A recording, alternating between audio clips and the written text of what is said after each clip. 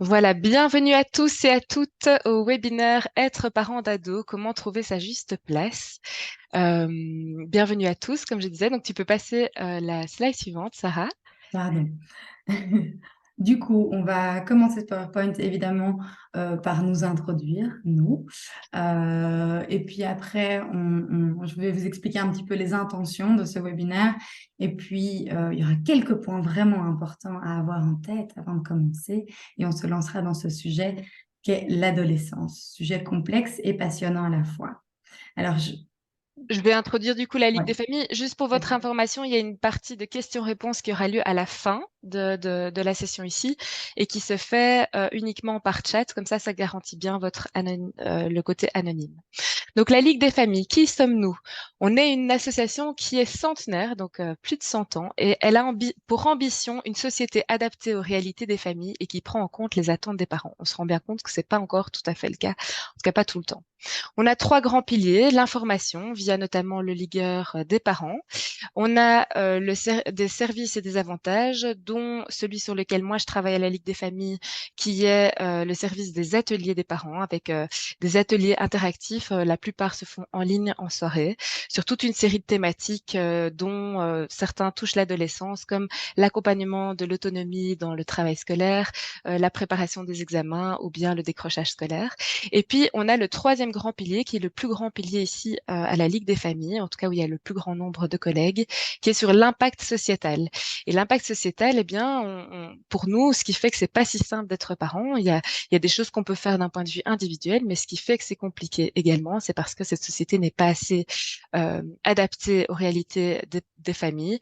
Et donc, toute une série de collègues s'attellent avec la rencontre de certains parents, entre autres, et puis la rencontre de politiques pour essayer de changer certaines lois en faveur des familles.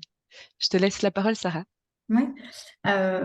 Du coup, moi, je suis Sarah Guerny, psychologue clinicienne pour enfants, adolescents et, comme j'ai noté là, pour les adultes, mais vraiment dans leur rôle de parents. Alors moi, je rencontre toujours les parents dans le cadre de la thérapie du jeune, mais il arrive aussi que parfois je fasse un travail uniquement sur la parentalité et en fait, il y a déjà plein de choses qui bougent à la maison. Pas toujours besoin de rencontrer les petits loups ou les grands loups. Et je suis également la cofondatrice du centre thérapeutique Grandir, qui a trois antennes à Bruxelles. Et donc, c'est un centre où il y a des consultations en ambulatoire qui accompagne des familles vraiment de la périnatalité, donc de la femme enceinte et le papa qui accompagne cette femme enceinte, jusqu'à fin de l'adolescence, début de la vie adulte. Mais j'en toucherai un mot à la fin de ce webinaire. Et je suis Nathalie Velu, je suis psychologue et coach spécialisée dans la prévention de l'épuisement parental. Et je suis chargée aussi des ateliers des parents de la Ligue des familles. Et donc, comme je le disais en introduction, c'est vraiment principalement Sarah qui va vous faire ce webinaire aujourd'hui, mais je suis là aussi en soutien pour rebondir l'une ou l'autre fois, et notamment dans les questions-réponses. Très bien. Alors, l'intention de ces webinaires, c'est de parler de l'adolescence et de toutes ses composantes. Alors, on commencera par parler des changements hormonaux, mais pas que, des changements physiologiques à l'adolescente et comment ça peut impacter le corps et la relation de nos jeunes. Ensuite, on parlera de cette exploration identitaire et émotionnelle. On va définir ce que c'est et encore une fois, voir comment ça impacte la vie d'un jeune et la vie de son parent. Et donc, le troisième point qui est impact sur la relation parent-ado, il faut savoir qu'il n'y aura pas une slide là-dessus. C'est vraiment tout au long de ce webinaire qu'on va parcourir toute l'influence, tout l'impact de l'adolescence sur les relations. Alors, on aura aussi quelques points où je vous parlerai de stratégie de communication, de comment renforcer les liens familiaux malgré ce besoin de croissance. Et puis, on terminera avec deux choses un peu plus pratico-pratiques sur gérer les défis au quotidien. Et on va surtout se concentrer sur comment gérer les conflits, les comportements rebelles, les prises de décision. Mais avant de commencer, moi, je voulais vraiment insister sur le fait que c'est important d'avoir en tête que chaque famille et chaque membre qui compose les familles sont singuliers. Chaque famille est singulière et tout le monde en plus a des besoins qui leur sont propres et ils ont aussi des fonctionnements qui leur sont propres, que ce soit nos jeunes ou vous en tant que parents. Donc, ici, dans ce que je vais vous proposer, c'est possible qu'il y ait certains points qui peuvent vous activer un petit peu émotionnellement ou qui vont vous activer très fort, moins fort, que ça va être agréable, désagréable. Sachez que, en fait, c'est OK. On ne doit pas tous être d'accord sur la manière dont on voit l'adolescence, la manière dont on éduque nos enfants. Malheureusement, le cadre d'un webinaire comme ça ne nous permet pas de faire un accompagnement individuel en profondeur. Et que donc, je ne pourrais pas répondre si à un moment donné, on me dit, mais moi, je ne suis pas du tout d'accord avec ce que vous me dites. Déjà, vous avez le droit d'être pas d'accord.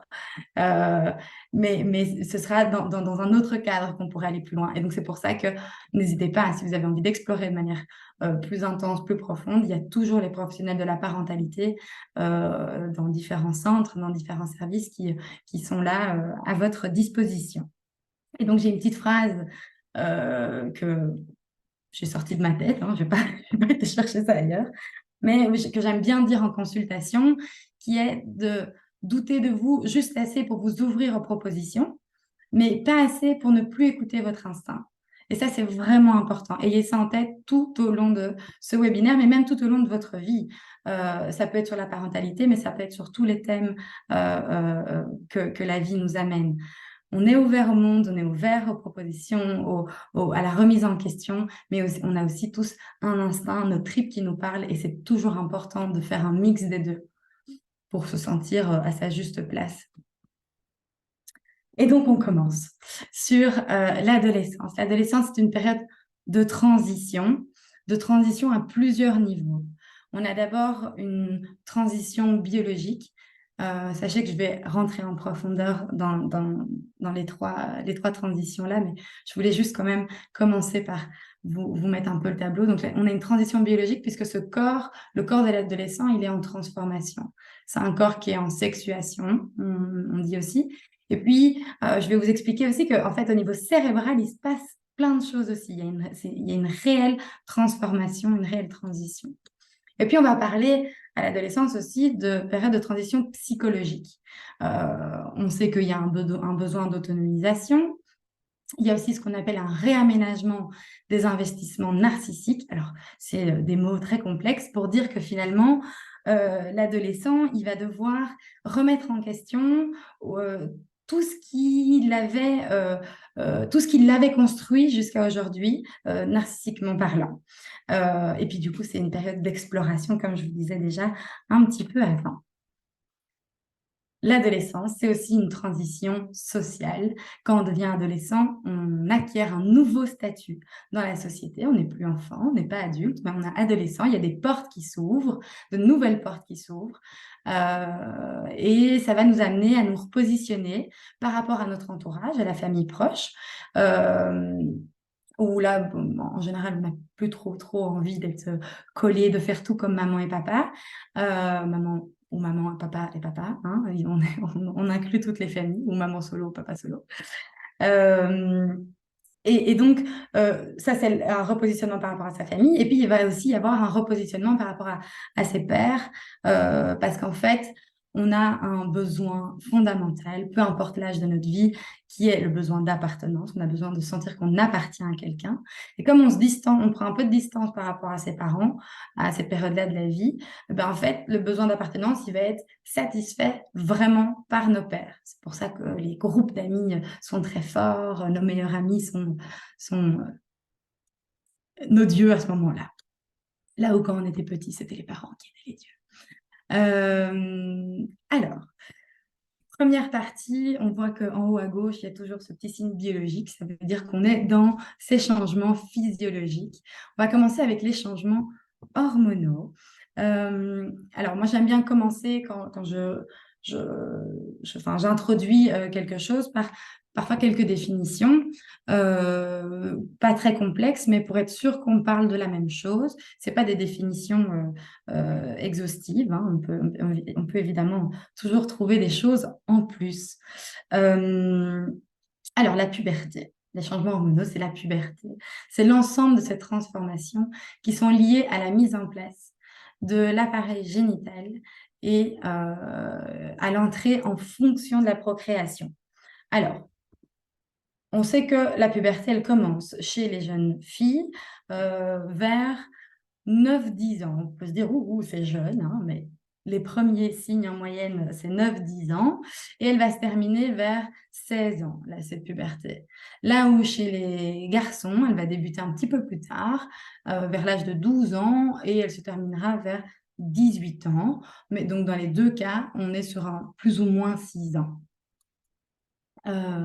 Pour que cette transformation pubertaire prenne toute la place. Alors, c'est des choses que vous savez, mais ça nous permet juste de remettre un peu les choses en contexte. Donc, chez les filles, quand on va parler de puberté, ça va être le début des seins qui vont arriver, les premiers poils pubiens, il va y avoir certains pics de croissance aussi, l'arrivée des règles, l'élargissement du bassin, l'affinement de la taille.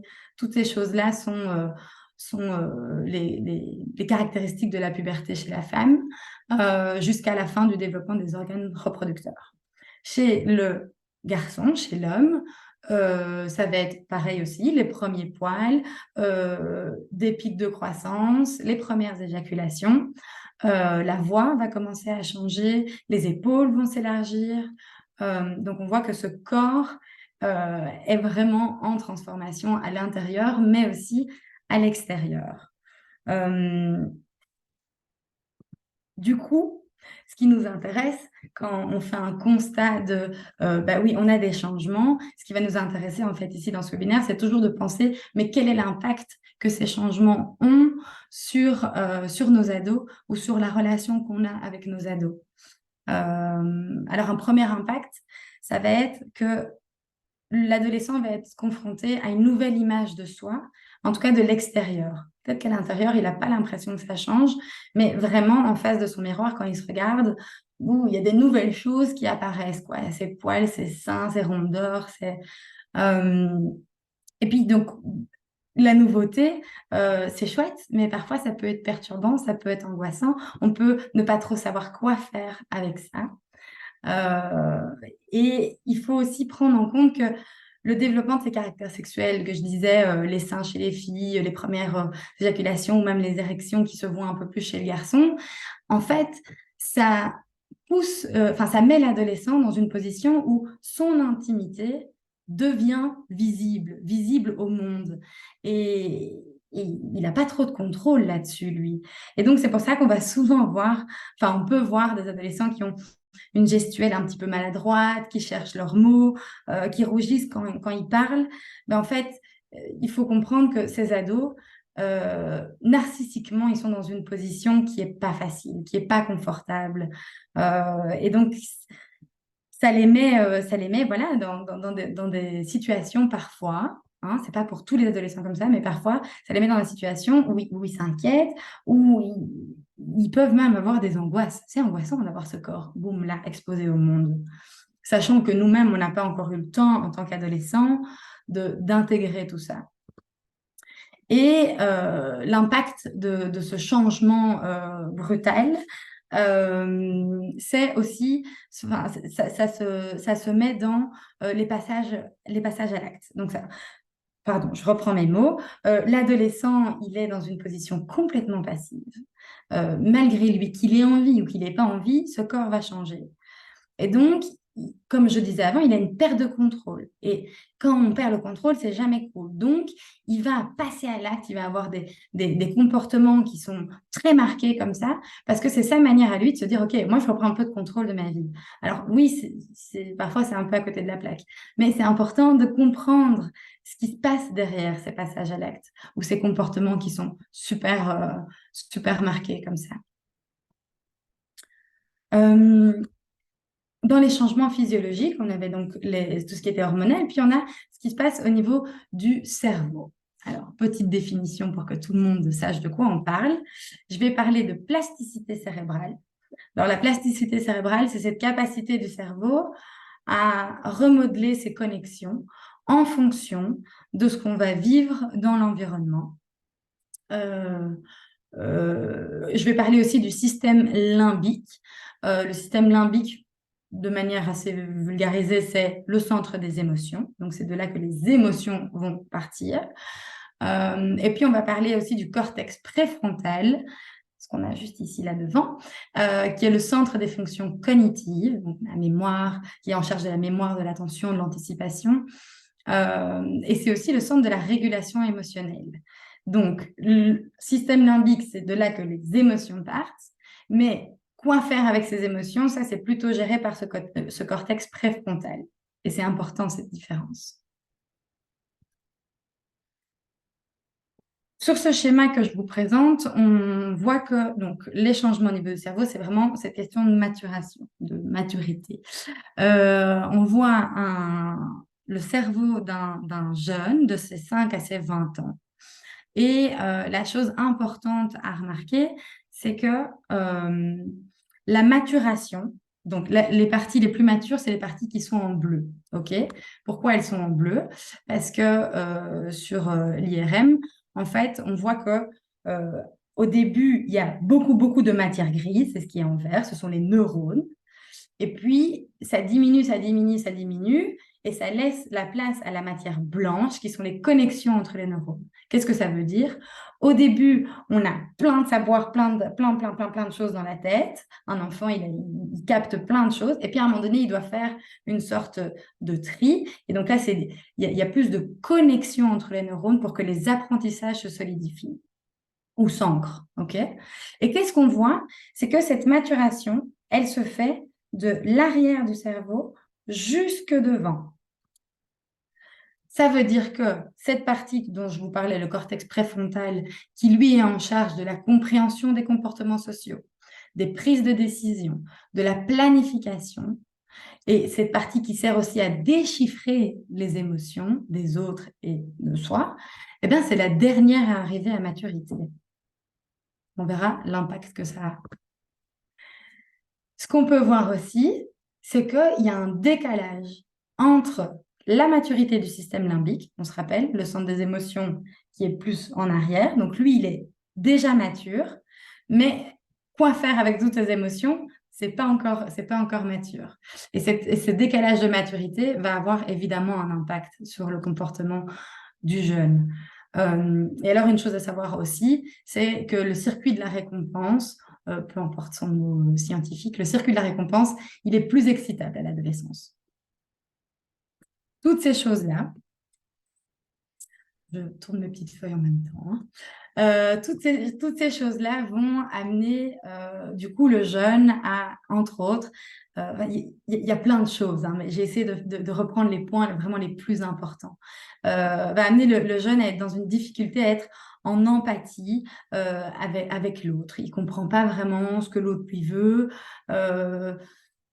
Il a du mal à se connecter aux émotions de l'autre, mais c'est normal, c'est parce que ce n'est pas encore mature. Il va être aussi, on va remarquer une difficulté, donc c'est les études qui montrent tout ça, on va remarquer une difficulté à inhiber la prise de risque.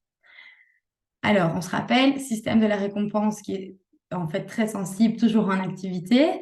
Donc, on a envie d'avoir des comportements un peu du style, je sais pas moi, votre jeune, vous vous rendez compte sur une vidéo qu'il était en train de courir sur les voies du train, parce qu'en fait, s'il arrivait à temps, tous ses copains allaient être super contents de lui et il allait vraiment sentir la récompense comme ça à l'intérieur. J'existe, je suis là.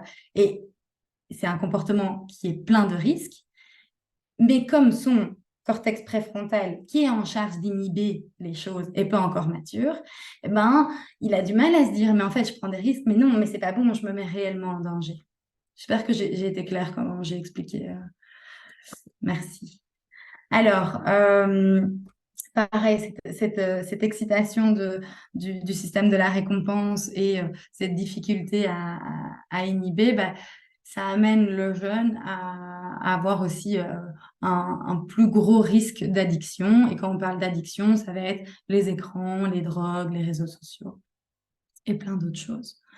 Le jeune, étant donné qu'il a du mal à planifier, en tout cas ce système-là n'est pas encore mature, eh ben, il vit dans un moment présent euh, qui est assez puissant, hein, et il veut tout de suite maintenant.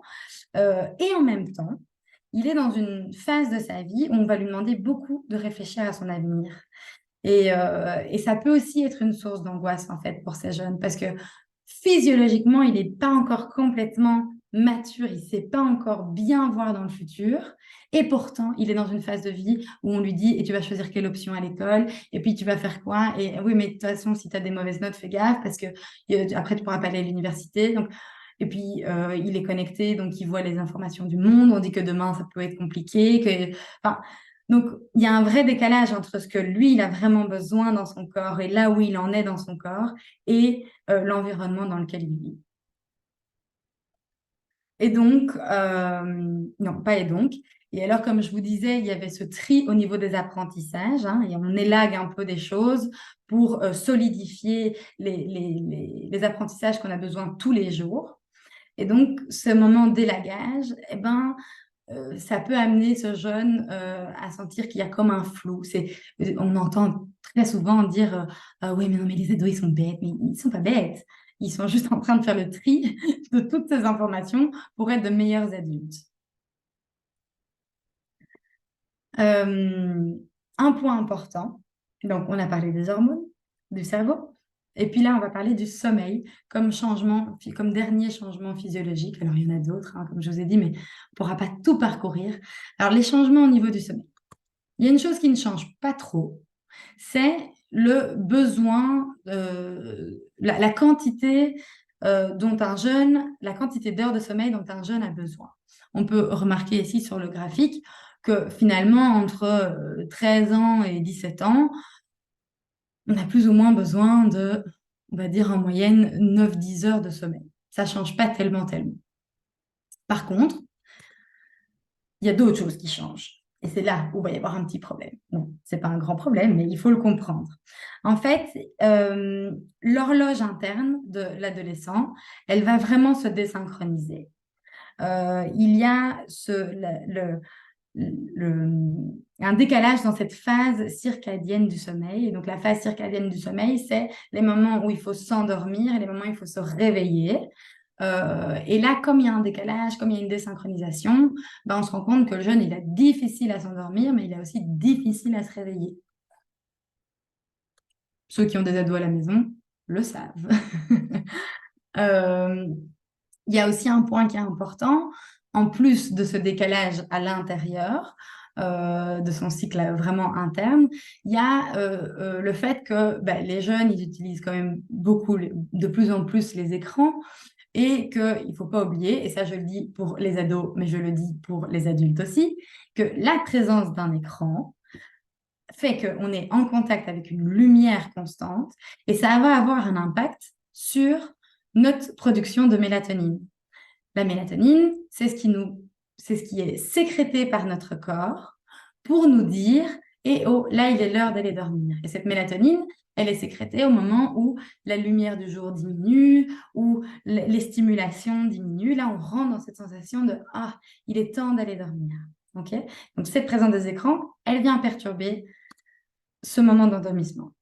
Et puis, il y a aussi une chose importante dans le sommeil, c'est l'utilisation des réseaux sociaux. Elle va avoir un impact parce que le jeune, il va se sentir connecté à travers les réseaux sociaux.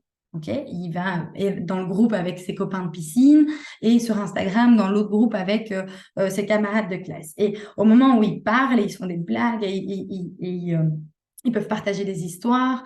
Ben, on sent, moi je le vois bien avec les jeunes qui me parlent de ça en consultation, c'est des moments qui sont super importants. Ils sentent qu'ils appartiennent à ce groupe, quoi.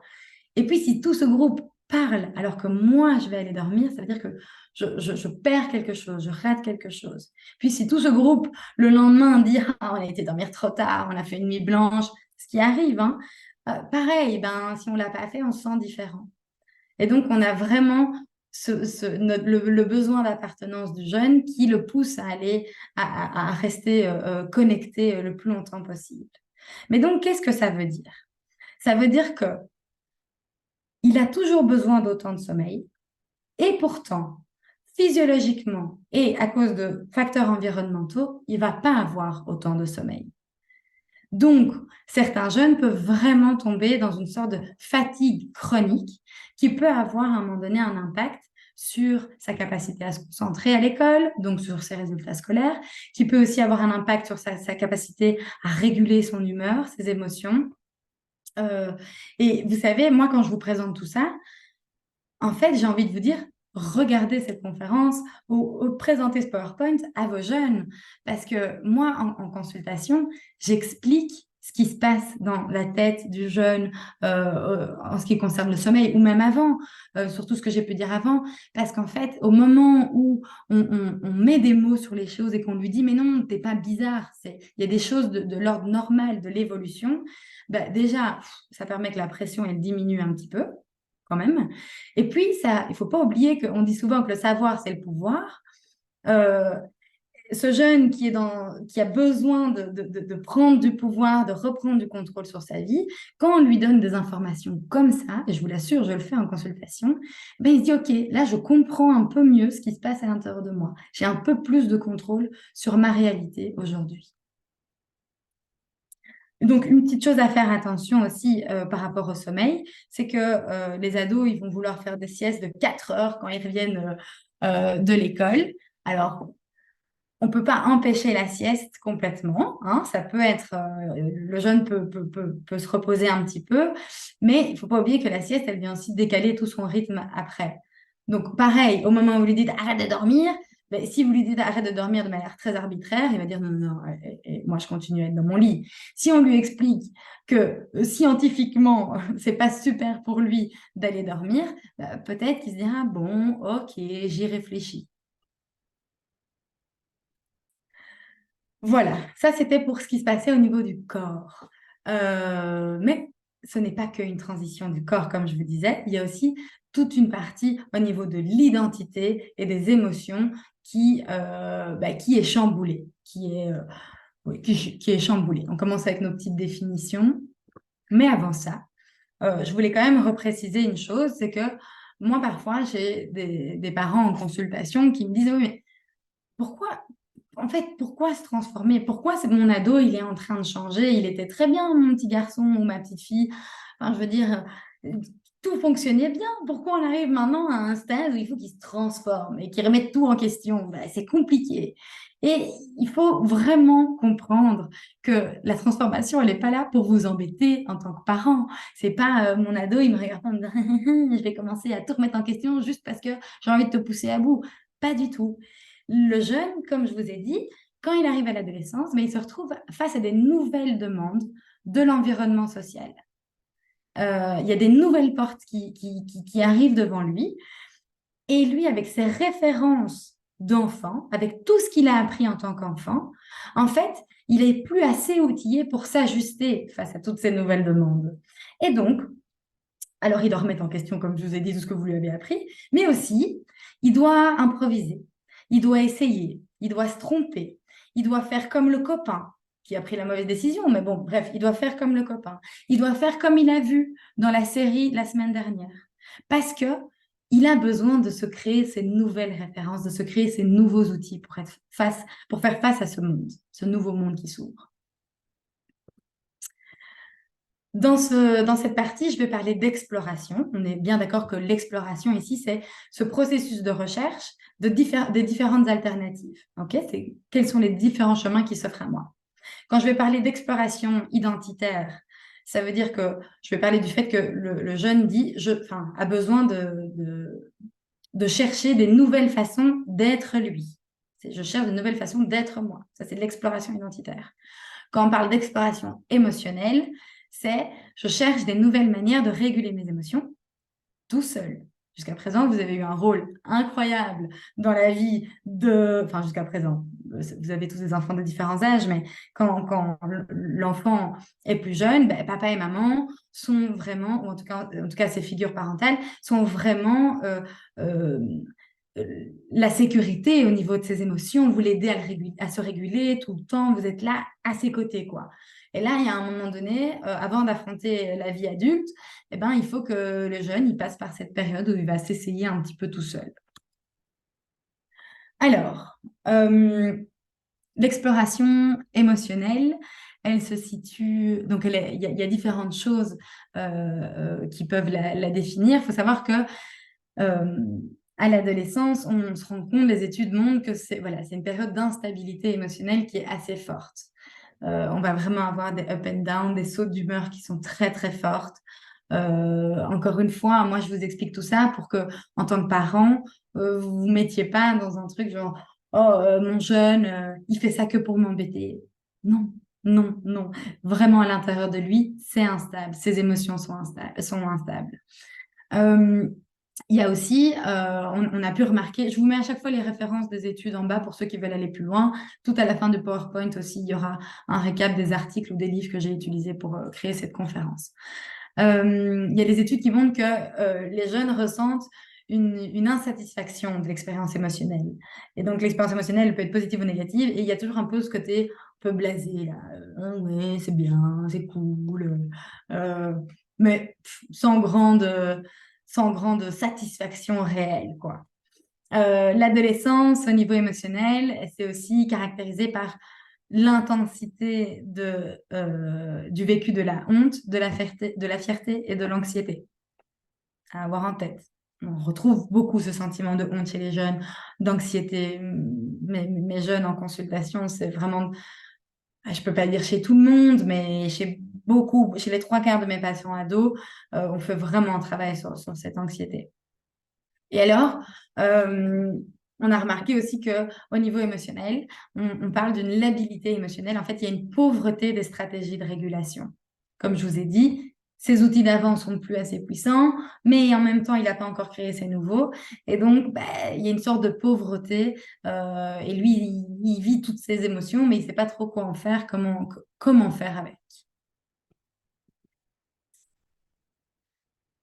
Alors, Sarah, je t'interromps juste pour te dire que tu as 10-15 minutes puis avant la partie de questions-réponses. Comme ça, tu... Voilà. alors je vais accélérer un petit peu. Très bien. Alors, au niveau de cette exploration émotionnelle, il y a différents impacts qu'on va retrouver encore une fois dans la relation et je vais à chaque fois donner une petite astuce. Donc, puisqu'il recherche des émotions fortes et qu'il a besoin, non, pardon, puisqu'il y a une certaine insatisfaction de l'émotion, de l'expérience émotionnelle, ils vont avoir tendance à rechercher des émotions qui sont assez fortes et ça va pouvoir les pousser à avoir des comportements à risque. Alors moi, j'ai envie de vous dire, à ce moment-là, la première chose à faire, c'est de ne pas condamner ce comportement. Il est super important de comprendre qu'est-ce qui a poussé votre jeune à faire ce comportement, quel est le but derrière. Et puis même, ça c'est quand le comportement a eu lieu, mais je vais prendre le temps de partager cette information-là, même en prévention, vous pouvez toujours avoir un petit œil sur, je ne sais pas, vous le regardez, vous regardez ses yeux devant un film où il y a quelqu'un qui fait une connerie monumentale et vous voyez que ça l'excite à fond, ben, vous pouvez dire, mais toi, qu'est-ce que tu en penses? Tu n'as pas l'impression que c'est dangereux ce qu'il est en train de faire? Donc, c'est ouvrir le dialogue en prévention du comportement à risque. Ce sentiment d'insatisfaction, plus ou moins constant, c'est donc cet air blasé du jeune. Ben moi, j'ai envie de vous dire, ne le prenez pas personnellement. Vous pouvez utiliser de l'humour. En consultation, j'ai des jeunes qui arrivent ici. Alors, ils sont là toujours à l'heure, même 5 minutes à l'avance, mais au moment où ils s'assoient juste là sur ce fauteuil, ils sont là, ils me disent, pas trop envie d'être ici, je sais pas à quoi ça sert. Et en fait, on peut rigoler, on peut aussi dire, bah ouais, je comprends, t'as pas envie d'être ici, ça peut être très compliqué, mais pas en ironisant, mais vraiment, on peut rigoler, on peut dédramatiser un petit peu les choses, parce que ça va leur permettre de dédramatiser aussi leur vécu à eux. Cette difficulté à exprimer ce qui se passe pour lui, non, enfin oui, cette labilité, pardon, émotionnelle, ça va aussi l'amener à des difficultés à dire vraiment ce qu'il ressent. Et donc on lui dit, mais vas-y, mais dis-moi pourquoi tu es fâché, ou dis-moi ce qui se passe, ou mais qu'est-ce que tu as maintenant? Ça lui met une grosse pression alors que lui, il n'a pas encore tous les outils pour vraiment exprimer ce qui se passe. Donc, super important, reformuler quand votre jeune, vous avez l'impression que vous avez répondu à la question, mais qu'est-ce qui se passe? Ou dis-moi comment tu te sens. N'hésitez pas à reformuler. Ça va lui permettre d'avoir plus de vocabulaire, d'élargir un peu son lexique et sa manière de parler de ce qui se passe pour lui, mais aussi ça va vous assurer que vous avez vraiment compris ce qui se passe. Et on remarque aussi que toute cette exploration émotionnelle et identitaire, elle a un impact qui est que c'est difficile pour un jeune de se remettre en question et de demander pardon. Alors là, on a un exemple très pratico-pratique que vous pouvez retrouver dans ce livre-ci, que j'ai mis à la fin des slides. Et comme je dois accélérer, on ne va pas rentrer dans les détails. Mais en gros, ça parle de pourquoi en fait un jeune, il n'aurait pas trop envie qu'on l'aide. Ayez en tête que quand vous allez proposer de l'aide à votre jeune, ça va lui renvoyer peut-être au fait qu'il ne sait pas se débrouiller tout seul, alors qu'il est dans un moment où il a besoin de ça. Ça va peut-être pour lui représenter un aveu de faiblesse. Ça peut-être venir réveiller chez lui la crainte de ne pas y arriver, même avec de l'aide. Ce serait un double échec. Donc voilà, il faut toujours remettre en contexte ce qui se passe quand votre adolescent vous ferme la porte. C'est pas pour vous embêter, il se passe des choses et cette conférence, elle sert à ça, à vous poser la question de qu'est-ce qui se passe pour mon jeune. Alors, on a parlé de cette recherche, cette exploration émotionnelle. Maintenant, on passe à cette exploration identitaire. Alors, quand on parle d'identité, c'est important d'avoir en tête qu'il y a vraiment différentes composantes dans l'identité. On a l'identité scolaire, professionnelle, qu'est-ce que je veux faire, où je veux aller, ma carrière. On a l'identité politique, quelles sont mes valeurs. On a l'identité sexuelle, est-ce que je veux être hétéro, homo, autre chose. Enfin, vraiment, il s'explore à ce niveau-là aussi. Il faut savoir que cette identité ou ces différentes composantes identitaires, finalement, elles sont en constante évolution tout au long de notre vie. Mais à ce moment-là, c'est encore plus intense. Et donc, le jeune, il va explorer, mais aussi, il va s'engager. À un moment donné, il va se dire, OK, moi, j'ai ce style musical-là ou ce style vestimentaire-là maintenant, et je m'engage, j'y vais, je vais voir comment c'est. Et puis peut-être que du jour au lendemain, il va changer et il va aller dans totalement autre chose. Sachez que cette exploration, engagement, elle est très, très saine. C'est bien pour votre jeune qui vive ça. Pour vous, ça peut vous dire, ah, il m'a fait acheter toute une garde-robe de noir et maintenant, il veut plus que s'habiller en rose. Ça peut énerver, mais ça lui permet finalement d'avoir et du noir et du rose peut-être à l'âge adulte. Et pas, vous voyez, pas d'être fermé. Alors, au niveau de cette exploration identitaire, je vous parlais au début de cette conférence de ce processus d'individuation. Un processus d'individuation, ça veut dire qu'il a besoin de devenir de plus en plus un individu à part entière dans ce monde. Mais pour ce faire, il y a un réel aller-retour, un réel va-et-vient entre je veux être complètement différent de mes parents, par exemple, et en même temps, je veux appartenir, je veux être et penser comme eux.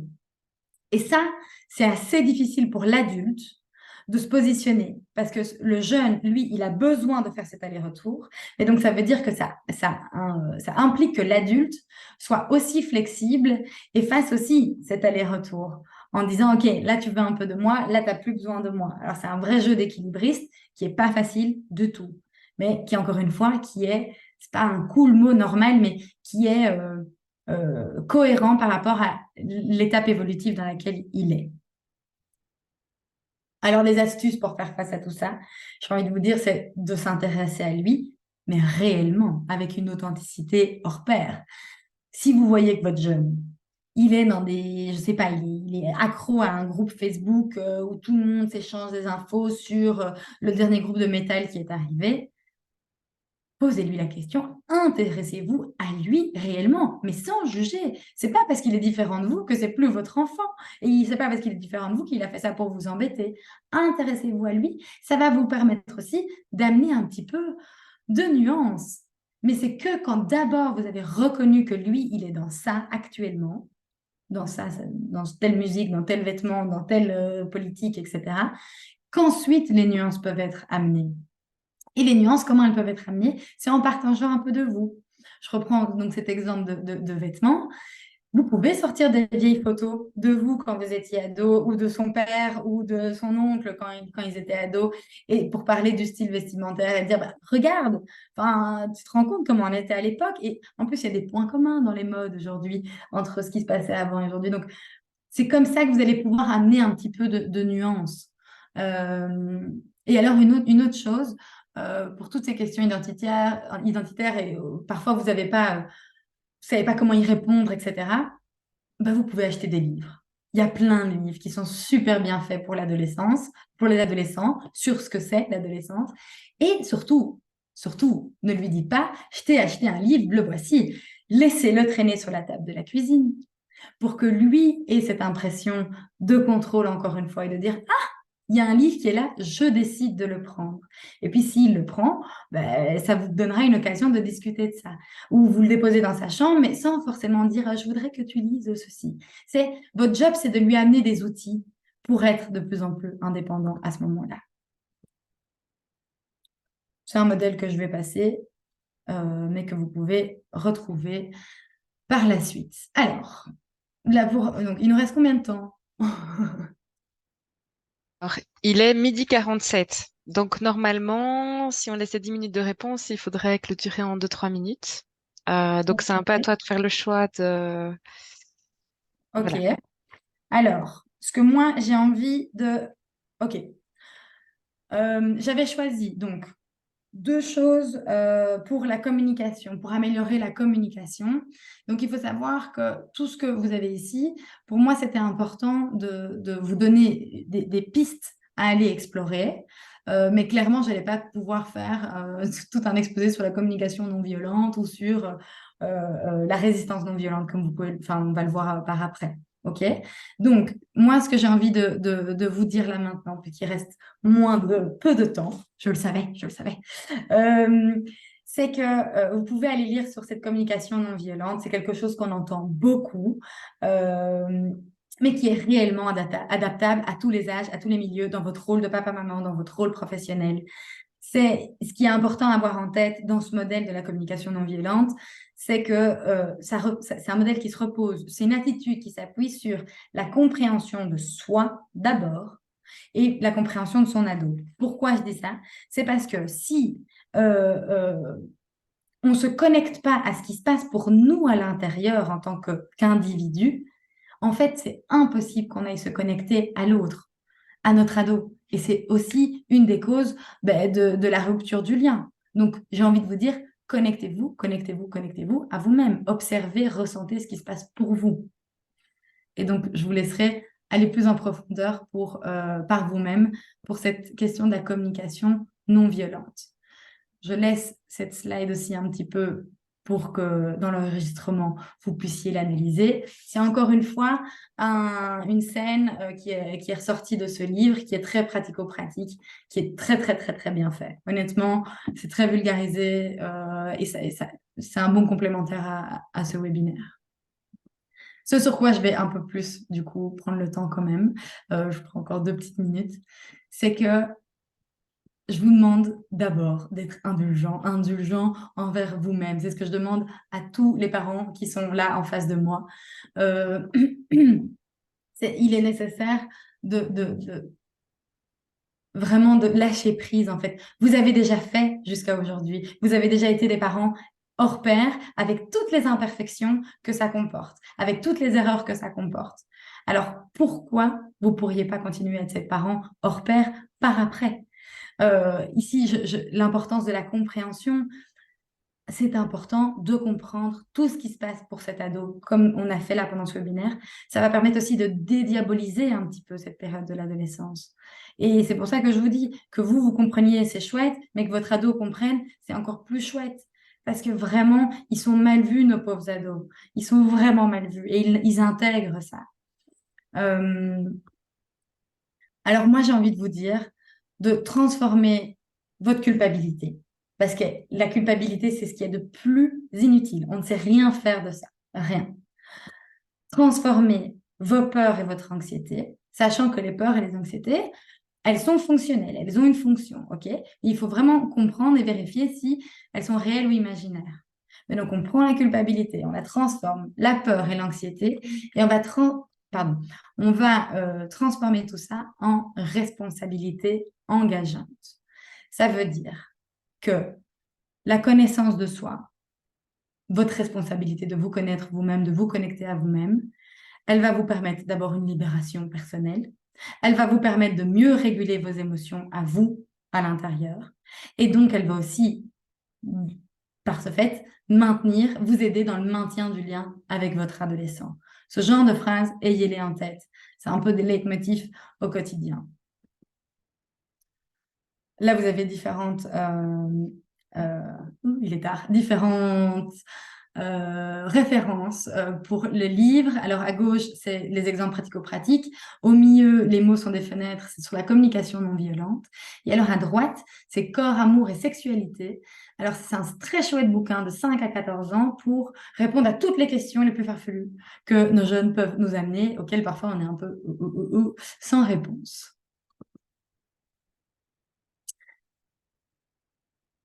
Voilà. Sarah, ouais, Ouais, on peut peut-être, s'arrêter là. ouais, on va peut-être s'arrêter là. Donc, il y a déjà tu peux peut-être passer les slides jusqu'à la clôture avant que je prenne Attends, Là. si tu remontes peut-être avant, je sais pas s'il y a une slide clôture.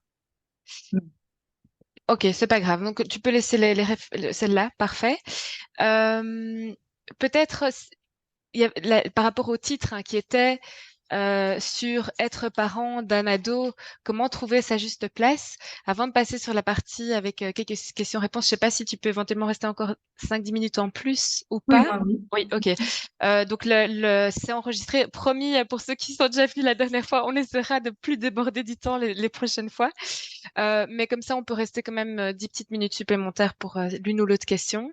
Mais si tu avais un message clé par rapport à voilà comment trouver sa juste place en une phrase, est-ce que c'est la phrase que tu viens de dire juste avant ou est-ce qu'il y a encore une chose clé que tu aimerais dire par rapport à ça?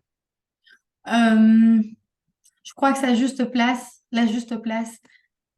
c'est encore plus qu'avant, c'est être à côté du jeune.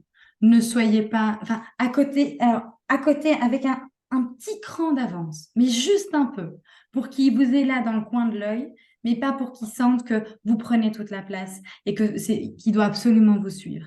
Mais soyez à ses côtés, dans ses décisions, même quand vous n'êtes pas d'accord. Vous avez le droit de dire que vous n'êtes pas d'accord, mais c'est pas pour ça que vous devez vous mettre devant lui en disant non, non, en fait, tu n'iras pas vers ce chemin-là. La juste place, c'est, je dirais, à côté. Et pour être à côté, ça demande de comprendre ce qui se passe à l'intérieur et de comprendre quels sont les enjeux de l'adolescence. Ok, merci beaucoup Sarah. Alors du coup, peut-être, bon, c'est frustrant à mon avis pour Sarah de pas pouvoir faire toutes les slides et pour vous peut-être de voir qu'il y a certaines slides qui n'ont pas été vues, mais c'est un vrai défi aussi de pouvoir donner un maximum d'infos sur 1 heure. Pour vous dire que, eh bien, à la Ligue des familles, on a plein d'ateliers parents et certains touchent l'adolescence. On a demain soir comment favoriser l'autonomie de mon ado dans son travail scolaire journalier. Le 7 novembre, on a comment faire face au décrochage scolaire. On a ensuite aussi un atelier qui est avec le parent et l'ado sur comment soutenir mon ado en période d'examen. Donc ça, vous avez le QR code et le lien qui s'affiche là.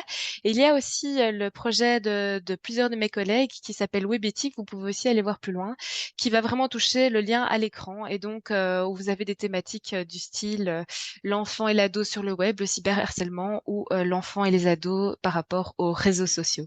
Tu peux passer à la page suivante. Du coup, je voulais dire que c'est en fait toutes les choses que tu viens de présenter, c'est super complémentaire à ce Oui. qu'on a fait aujourd'hui, où moi j'étais moins dans le pratico-pratique. Alors pour ceux qui attendaient ça de moi, je suis désolée. Mais je crois que d'abord c'est important de comprendre et puis ensuite de mettre en place des choses pratico-pratiques. Voilà, ça tu peux passer.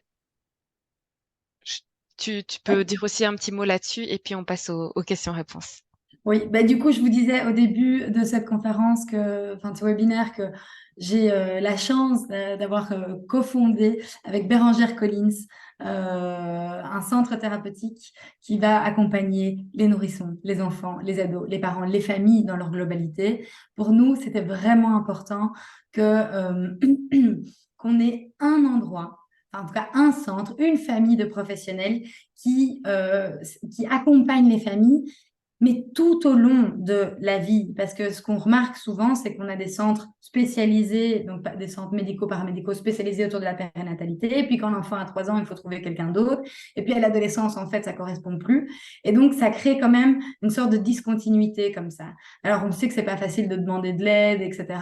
Donc, nous, on s'est dit, OK, on va ramener les meilleurs professionnels au sein d'un même endroit et on va vraiment accompagner les familles de manière super continue.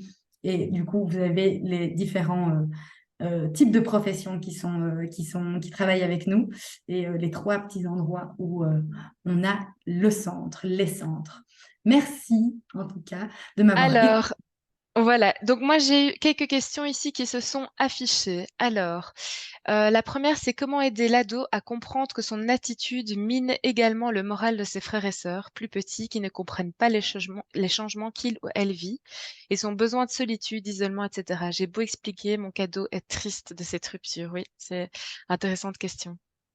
Oui, attends, elle était longue la question. Je vais peut-être Donc, en l'afficher pour gros, tout le monde. par rapport aux frères et sœurs, ben, eux, ils comprennent pas trop ce qui se passe aussi comme changement et c'est une vraie rupture. Et donc, voilà, comment aider l'ado à comprendre que son attitude mine aussi le moral des frères et des sœurs euh, et comment expliquer au cadet, voilà, comment faire par rapport à ça. Ouais. Alors, on revient toujours à cette histoire de bien comprendre ce qui se passe.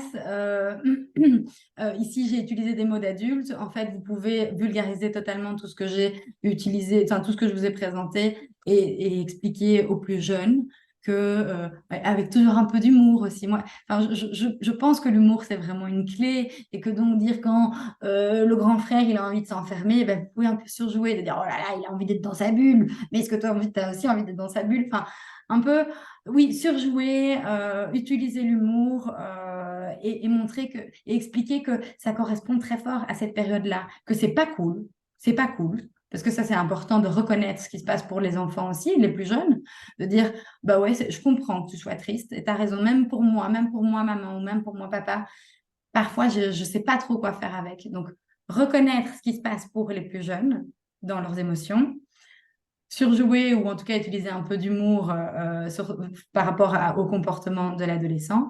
Et puis au moment de parler avec son ado, n'oubliez pas, il n'est pas encore assez mature que pour comprendre vraiment ce qui se passe chez l'autre. Hein. N'oubliez pas hein, ça. Donc c'est avoir cette info en tête, mais quand même prendre un moment de discussion, peut-être pas au moment de, enfin toujours pas au moment d'une crise, pas au moment d'une dispute, pas au moment où lui il est super actif émotionnellement, mais de faire comme un petit rendez-vous en disant, bah tu sais, j'ai envie de te parler d'un truc, dis-moi quand tu es dispo. On prévoit plein de choses dans nos agendas. Alors pourquoi on ne pourrait pas prévoir une réunion avec notre adolescent chéri? Voilà ce que Merci, merci Sarah. Alors une autre question ici, c'est quelle lecture conseillez-vous pour les ados concernant ces changements? Quel livre laisser traîner? Ah, j'aurais dû mieux prévoir cette histoire. Euh, Ah, je ne sais pas. Là, comme ça, en titre, si, je sais quand même. Même celui-là, il est pour tout le monde. Il est autant pour les ados que pour les parents. Il y a deux parties. La première partie, c'est comment décoder son ado. Et la deuxième partie, c'est comment décoder son parent. Hein parce que bon, les parents aussi, on peut se remettre en question. J'ai deux livres que j'ai prêtés à mes patients et donc j'ai pas les titres en tête. Est-ce qu'il y a un moyen où on peut partager ça? Mais peut-être que ce qu'on peut dire, c'est que s'il y en a qui ont des livres comme ça et qui sont à notre écoute ici, mais vous pouvez les mettre dans la discussion, n'hésitez pas. Voilà. Et alors peut-être, Sarah, si tu as l'un ou l'autre livre par après, eh bien tu me les donnes et je les mettrai sur notre page Facebook des ateliers des parents. Ok. Comme ça, je pourrais mettre les liens. Alors, il y a une question qui est, est-ce que le PowerPoint sera disponible? Donc, le PowerPoint n'est pas envoyé, mais vous avez accès au PowerPoint via le replay. Donc, c'est les slides affichés que vous pourrez revoir via le replay et le lien est bien envoyé à tout le monde qui était inscrit par mail. Dans l'après-midi, vous le recevrez ou demain normalement. Alors, il me semble qu'il y avait encore l'une ou l'autre question dans la partie discussion. Euh, Oui, voilà, je vois qu'il y a justement quelqu'un qui dit qu'il y a des questions dans la partie discussion, mais j'avais en effet vu. Donc, il faut que je remonte. Tatam. Alors, Oui, sinon ici. dans mon écran encore. Hmm. Donc, alors ici, il y en a une, c'est quelle place pour la sophrologie dans l'accompagnement des ados? Grande place, j'ai envie de dire. Euh, mais oui, Ok. Alors, place. Elle ici, a une place en tout cas. il y avait une question qui était, y a-t-il ce genre de centre sur Mons? Mais par contre, je ne sais pas à quoi faisait référence ce centre. Donc, Sarah, je ne sais pas si Le tu vois comme centre ça. pluridisciplinaire, je Oui, crois.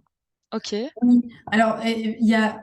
il y a plein de centres qui existent, hein. Donc, quand vous cherchez de l'aide comme ça, vous pouvez noter votre endroit géographique et vous mettez centre thérapeutique ou centre pluridisciplinaire. C'est des endroits où il va y avoir différents professionnels médicaux ou paramédicaux qui vont vous accompagner et qui vont permettre une prise en charge plutôt globale. Donc, centre Alors, pluridisciplinaire, c'est ce qu'il faut avoir en tête. Alors ici, il est 13h02, donc pour ceux qui doivent partir parce qu'il y a les réunions qui recommencent au travail, etc., un tout grand merci pour votre écoute. Je vais encore prendre deux questions qui étaient notées dans les discussions et puis voilà. Puis sinon, ce sera rendez-vous à un prochain webinaire. Donc ici, au prochain atelier. Donc, avec quelle place notre société réserve à notre jeunesse? On a vu des jeunes s'engager pour le climat. Quelles réponses ont-ils reçues des générations plus âgées? Quelle solidarité entre générations est envisageable? Alors là, c'est peut-être moins une question pour Sarah directement parce qu'elle est peut-être plus au niveau de la société. Je sais pas si peut-être je prends une autre question sinon. Ouais, elle est peut-être plus pour globale, donc voilà. Alors ici, vous parlez d'immaturité, notamment en ce qui concerne l'empathie. Comment pouvons-nous encourager les ados à développer leur capacité d'empathie de manière à ce qu'ils puissent se mettre à la place de l'autre et Mhm. offrir un soutien plus efficace aux victimes de harcèlement? Oui, encourager l'empathie, ça va être, moi j'ai toujours dans des situations qui sont très informelles, il se passe quelque chose dans un film que vous regardez avec lui, ou vous savez qu'il est en train de regarder une série que vous avez vue, euh, ou vous assistez à une scène hein, dans la rue, ben, vous pouvez lui poser la question de comment ça lui fait sentir à lui, comment il pense que l'autre se sent, mais vraiment dans une discussion assez légère. C'est faire l'exercice avec son jeune de se mettre à la place de. Voilà. Ok, merci beaucoup. Alors, il y avait une question qui était sur les VRAS et il y a justement, la Ligue des familles fait toute une série de webinaires sur le sujet vu que c'est très fort d'actualité. Donc, allez voir sur notre agenda. Vous verrez, enfin, ce sera peut-être affiché prochainement, mais allez voir dans les prochaines semaines dans notre agenda et vous verrez. Alors, les questions, il y en a encore trois. Sarah, c'est toi qui me dis si on les prend aussi ou pas. Oui, oui, on peut. Oui. Je ne Alors, sais pas les réponses à toutes les questions, mais voilà. Alors, il y a quelle attitude adopter lorsque le conflit est en cours? quelle attitude adopter ouais. Ben, du coup, c'était une des parties de cette fin de PowerPoint.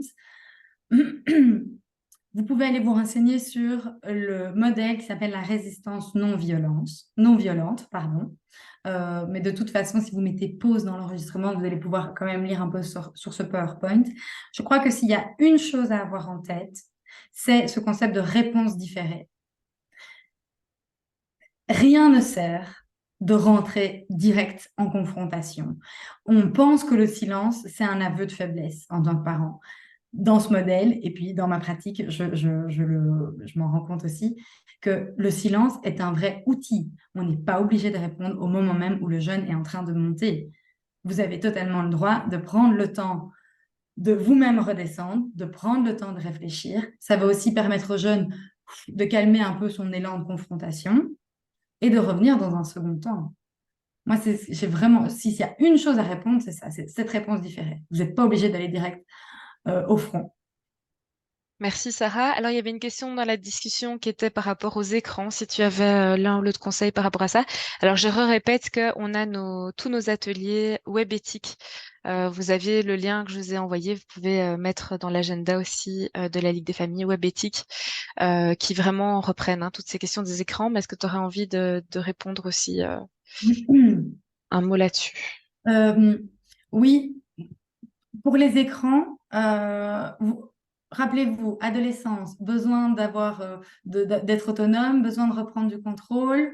Euh, En fait, si vous lui dites que les écrans, c'est pas bon, ben, à la seconde où vous lui dites ça, c'est OK, elle me prend pour un bébé. Oui, il me prend pour un bébé. Donc, si vous avez des informations à partager, parce que vous savez que les écrans, c'est pas bon avant d'aller dormir, parce que vous savez qu'il peut y avoir des addictions, etc., faites un partage d'informations avant d'instaurer la règle. Voilà. Merci beaucoup. Alors ici, comment gérer le fait que mon ado se sent mal aimé? Hmm. Comment comment gérer le fait que mon ado se sente mal aimé? Oh. Venez en consultation? Non. Euh, alors déjà, je pense que une, une chose, c'est d'accepter que dans cette phase-là, c'est des émotions qui peuvent, et des ressentis qui peuvent exister. OK? Et donc pas de dire mais non, t'inquiète, ça va aller, parce que ce serait comme annuler ce que cette personne, ce jeune, il est en train de vivre. Euh, Ensuite, de bien comprendre qu'est-ce que ça veut dire mal aimer pour ce jeune. Est-ce que ce sont vos mots? Est-ce que c'est votre jeune qui vous dit ça? Euh, et du coup, en reformulant et en l'aidant à exprimer son besoin, ça va du coup aussi vous aider et l'aider à trouver peut-être des solutions. Mais en imposant une solution alors qu'on n'a pas compris réellement ce qui se passait pour lui, ça risque de pas trop fonctionner. Donc, c'est reconnaître, comprendre ce que ça veut vraiment dire pour lui, pour créer l'expression du besoin. Et donc, trouver des solutions par après.